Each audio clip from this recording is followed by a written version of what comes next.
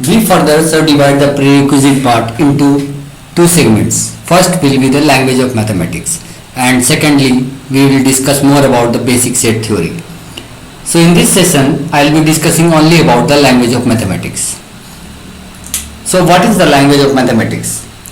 In order to understand mathematics, you need to be able to understand the various words or the symbols which are used in mathematics. Before solving a problem, you need to understand the problem, right? So how do you understand the problem exactly? Then what are the theories behind it? How to explain that problem, and what are the given parts? So we need to understand all this. So language of mathematics plays an important role before we start solving any problem. So let's look at the language of mathematics. I'll be discussing here few of the words which are quite commonly used in mathematics. So for example, I'll be discussing and, or, not, there exist,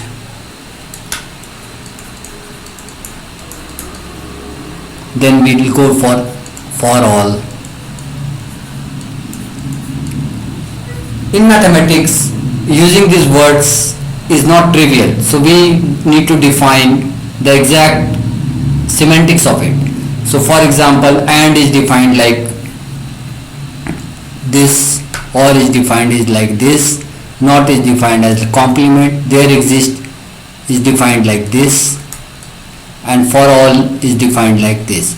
So these are the symbols which you will see in mathematics very often.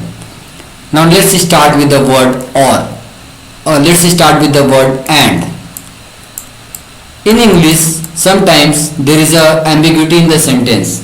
So if you don't know the context of the sentence, for example, when you say there is an accident and police has arrived, if you don't know the context, then you are not sure where the accident has happened, how that has happened.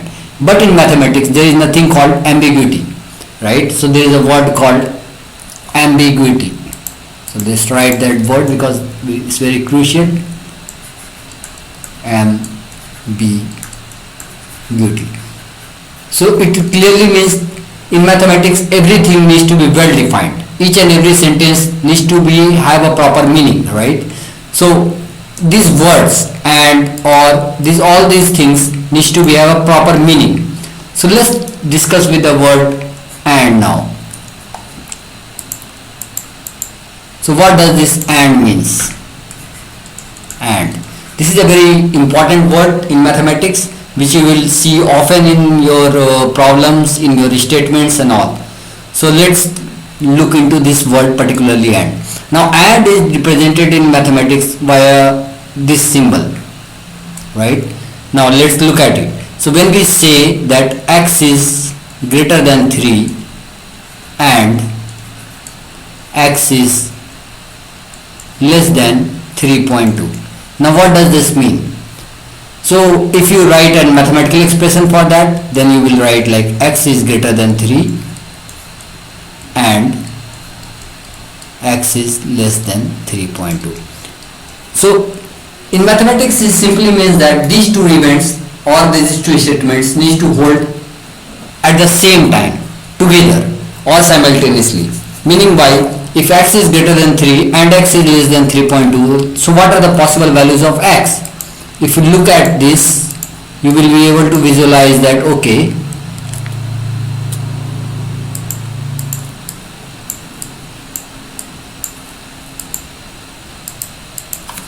x lies between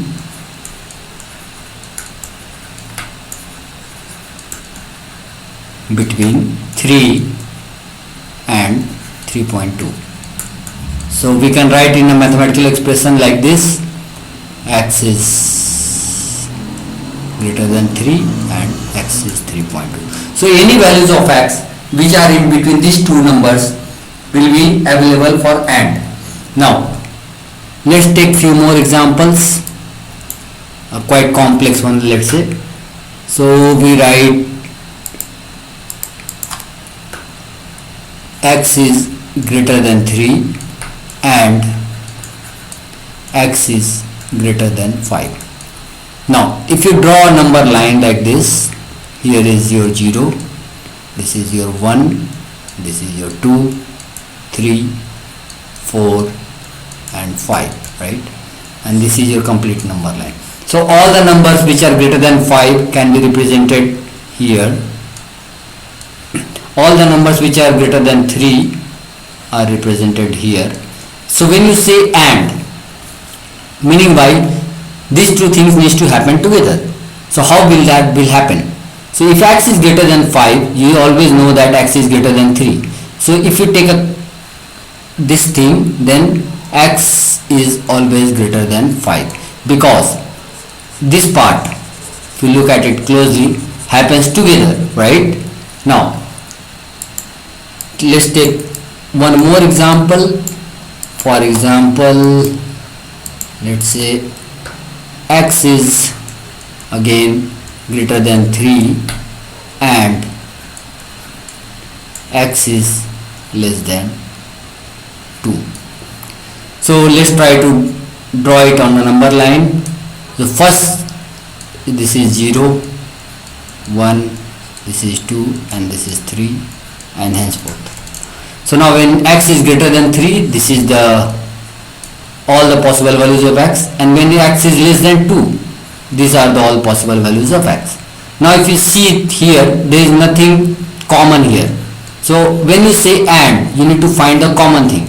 So this and this doesn't have anything common, right? So this statement doesn't hold because there is nothing common here, right? Now we'll move to the second word, which is called OR.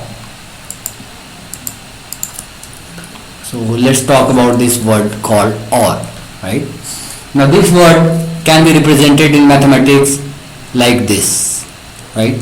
So because in mathematical expression you will see these expressions very often. Now let's talk about OR.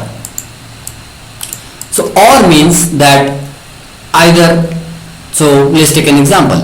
So let's say x is greater than 3 or x is greater than 5. Now how we will write this as a mathematical expression? So we write this as x is greater than 3 and then this symbol comes and then x is greater than 5. Now let's try to draw that on a number line. Again, this is your 0, this is your 1, this is your 2, this is your 3, 4 and 5. Now look at the first statement, which is x is greater than 3. It can be represented like this. Now the second statement says x is greater than 5. Now this can be represented like this. When you say OR, either of these two statements can hold, or meaning by that either x is greater than 3 or x is greater than 5. So now let's find the value of x where these two things can happen. So if x is greater than 3, you see that x is all this set or this particular line compromises of this line. So x is greater than 3 or x is greater than 5 can be set like x is greater than 3. Let's take an example, few more examples, so that we have a clarity of it. So we say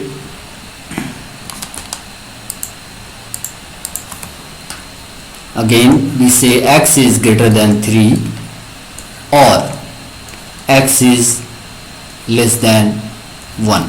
So again we draw that on a number line. This is your 0, this is your 1, this is your 2, this is your 3. So when consider the first statement, so all the numbers here will lie here and x is less than 1 will lie here. Now when you say OR, these two needs to be compounded. So basically this means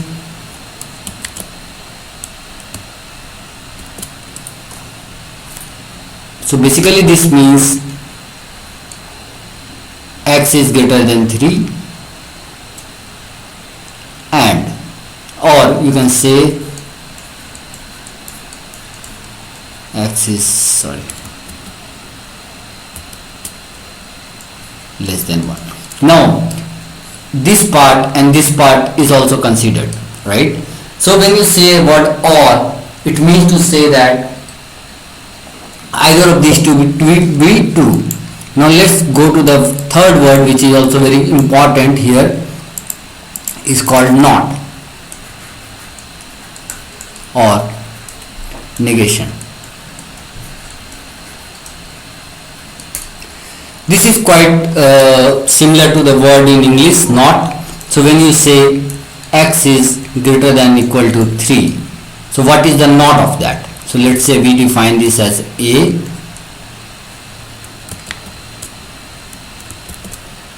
right? A. Now what is a not? So if you draw it on a number line, again this is 0, this is 1, this is 2, this is 3. So when you say x is greater than or equal to 3, here we put a closed one so that we say x is greater than 3. Now clearly the not of this one will be this part, right? So it clearly means x is less than 3. Please note there is no equal to sign because we have included that into the x greater than or equal to 3. Now, so what I am trying to tell you here is, there is not like this that always the single thing will happen. Now let's say we'll talk about there exist. So what is this there exist? So we symbolize in mathematics like there exist x, right? And with the statement x square plus 1 is greater than 0. So it says there exists x. So there can be 1, 2, 3, 4, whatever value. But when you say there exists x, meaning by there is always an x which satisfies this equation. So similarly we can take for all x, x square is greater than 0. So you know that when you say that for all x, this is for all x and this is for there exist. So when you say there exist, you mean to say there is at least one value which will be satisfying this equation. When you say for all x, you mean by that for all x, whatever they lie in the natural number or the rational number, this statement will be true. So in mathematics there are always a complex things which will happen, so that we will discuss here now. So we have learned the word and, or, not. So we have this called expression called there exist, then we have for all x.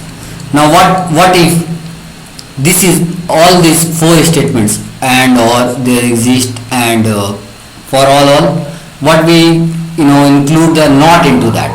So let's try to figure it out. So when you say